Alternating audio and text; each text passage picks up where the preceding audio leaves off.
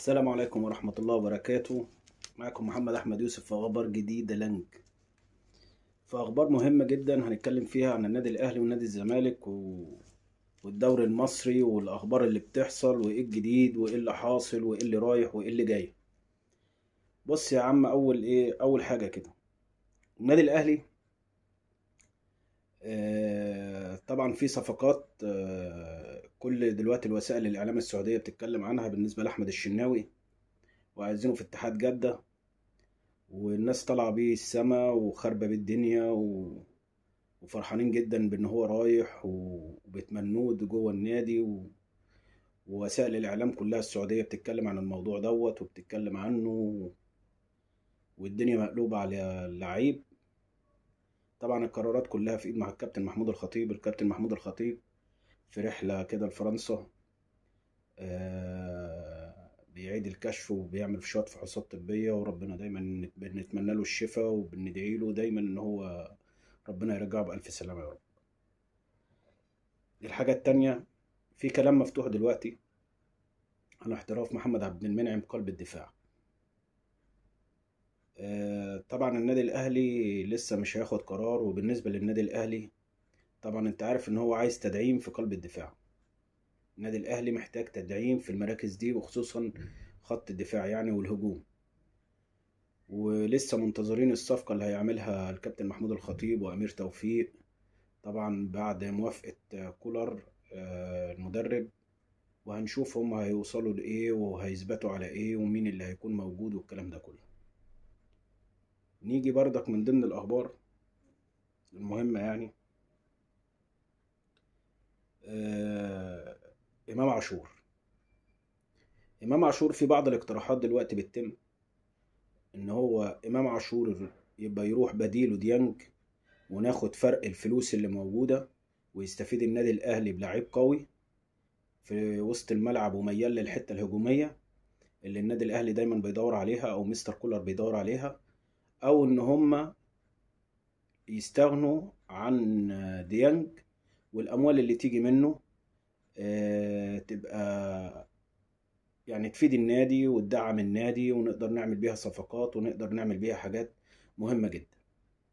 طبعا الكلام ده كله محدش هيقدر ياخد القرار دوت غير كابتن محمود الخطيب، وطبعا بعد ما يرجع للمدير الفني ونشوف ايه الاجراءات اللي هتتم وايه اللي هيتاخد وهل هو متاح ولا مش متاح، مع العلم ان المدرب هو طالب اتنين هيقعدوا متمسك بيهم، ولو انت عايز تتصرف في حد واحنا نقدر نجيب بداله، يعني اشوف حد بديل ليه يكون اقوى يفيد الفريق، ده ممكن. الحاجة بقى المهمة والأخبار اللي أكتر والأخبار الحديثة والأخبار اللي حلوة والشيقة ودايما مركز الأحداث، نادي الزمالك. نادي الزمالك عنده لعيب صحي الصبح لقيوه هرب. اللعيب راح فين؟ راح المغرب. ازاي يا عم؟ قال لك لا، لقيوه راح المغرب، صحيوا من النوم لقيوه راح المغرب. طب يا عم هو فين؟ قال لك في المغرب. طب يعمل ايه في المغرب؟ طب استأذن، طب عقده انتهى، طب الكلام ده كله قاعدين بيدوروا عليه ما يعرفوش عنه حاجة. مين اللعيب ده؟ أحمد بن حجي. أحمد بن حجي الصفقة دي جاية من نادي أسوان، جاية لمدة 6 شهور. 6 شهور اللي هو مفروض من نص الموسم لنهاية الموسم، ده العقد بتاعه. اللعيب بعد كده إن هم عايزينه هيفعلوا بند الشراء. اللعيب طبعا شايف الظروف بتاعت النادي، ما فعلوش بند الشراء ومحدش قعد معاه ومحدش اتكلم معاه.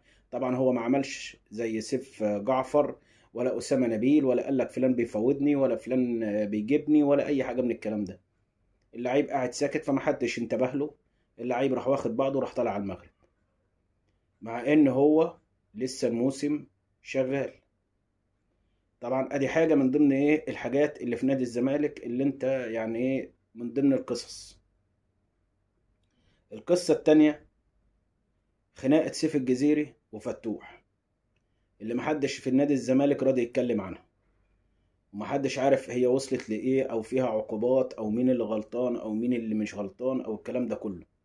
محدش بيخرج طبعا يتكلم في كل النقاط دي، وحتى المستشار مرتضى منصور ما خرجش ادلى باي بيان عن ولا الصف ولا تجديد احمد بن حاج، بند تجديد بند الشراء، يعني يفعل العقد بتاعه، ولا اي حد اتكلم عن اي نقطة بالنسبة للخلاف. طبعا هم دلوقتي بيرتبوا ترتيب يهربوا ازاي من ماتش النادي الاهلي. خدوا ذريعة دونجا ان هو طبعا اللجنة طلعت عليه عقوبات بسبب الفعل اللي عمله مع زيزو. فهم دلوقتي بياخدين ان انت هتطبق عليا عقوبة، ده انت معرفتش تطبق على كهربا، لا ده النادي الاهلي يبقى كعبه عالي، لا ده النادي الاهلي، ما هو لازم نحط النادي الاهلي في كل كلمة او في اي موقف معاه، مع العلم ان محدش يتكلم بسوء او بنية سيئة عن نادي بيراميدز، اللي نادي بيراميدز داخله في جميع الصفقات وهم عارفين، بس ما يقدروش، لان ناس كبيرة هتقول له اقعد ساكت، ده مستثمر وده كذا وده كذا وده كذا، هيروح واخد بعضه. لكن نقدر على مين؟ على النادي الاهلي. اغلط وشد مع النادي الاهلي وجمهور والكلام ده كله، وقول على محمود الخطيب وما تقولش على محمود الخطيب وادينا سايبينك والكلام ده كله. النادي بيراميدز داخل في كل صفقات نادي الزمالك، مفيش صفقة بيدخلها نادي الزمالك دلوقتي لما بينط فيها، منها طارق حامد. بس طارق حامد اتحاد جدة رفض ان هو يمشيه، دي المفاجأة بقى. ونادي الزمالك ما شدش ايده قوي ان يدخل معاه في مفاوضات جدة، او ان هو يدخل في مفاوضات فعلية ان يجيب اللاعب ده. الازمة المالية اللي بيمر بيها نادي الزمالك مسببه له ازمة كبيرة جدا في موضوع الصفقات وفي تجديد اللعيبة. بكرة وبعده يقولوا عقوبة شيكابالا السبب فيها النادي الاهلي. هم دلوقتي بيدوروا على حجة يخرجوا من ماتش الاهلي ازاي، هينسحبوا قدام الاهلي ازاي، ولا نشيل زي الستة يقول لك تبقى كملت على المستشار مرتضى منصور. لا، يبقى احنا نعمل ايه؟ لا ننسحب. طب تنسحب ليه؟ اصل العقوبات. طب ليه يا عم العقوبات؟ ما انت كهربا ليه 6 شهور، انت ما وقفتوش، انت ما طبقتش عليه، انت ما عملتش عليه. لازم احط النادي الاهلي في جملة مفيدة، لازم ان انا احط النادي الاهلي في جملة مفيدة. اخرج بقى من الماتش بايه؟ بالانسحاب من الدوري. طب ايه تدعياته؟ طب ايه ترتيبه؟ هم بيرموا دلوقتي بالنسبة للجمهور تمهيد، الاعلام وتويتر وكله، لكن كخروج رسمي من نادي الزمالك او من مستشار مرتضى او من امير او من اي حد في مجلس ادارة نادي الزمالك، محدش يتكلم عن اي حاجة. محدش قال لك احنا هننسحب او مش هننسحب او الكلام ده. الخبر زي تسريب، زي كلمة بتترمي ونشوف رد الفعل ايه. بس كل ده كوارث على نادي الزمالك. انت لحد الان ما حلتش اي حاجة في القواضي الخارجية اللي عليك، ولا شفت ايه موضوع القيد هيوصل معاك لايه، ولا غرامة شيكابالا، ولا شكوى بوطيب، ولا اي حد من الكلام ده كله. لسه لحد الان ما اتكلمتش في المشاكل دي. وفلوس عشان تجيبها محتاج مبالغ رهيبة، وبالدولار بالعملة الصعبة، اللي النادي الاهلي اللي عقد الرعاية بتاعه اكبر منك وقاعد عمال يسوق وعامل 5 افرع وخارب الدنيا والكلام ده كله، بيقول لك انا في الوقت الحالي انا عندي ازمة في العملة الصعبة بالنسبة عشان خاطر المدرب واللعيبة والكلام ده كله. طب انت بقى كزمالك هتعمل ايه؟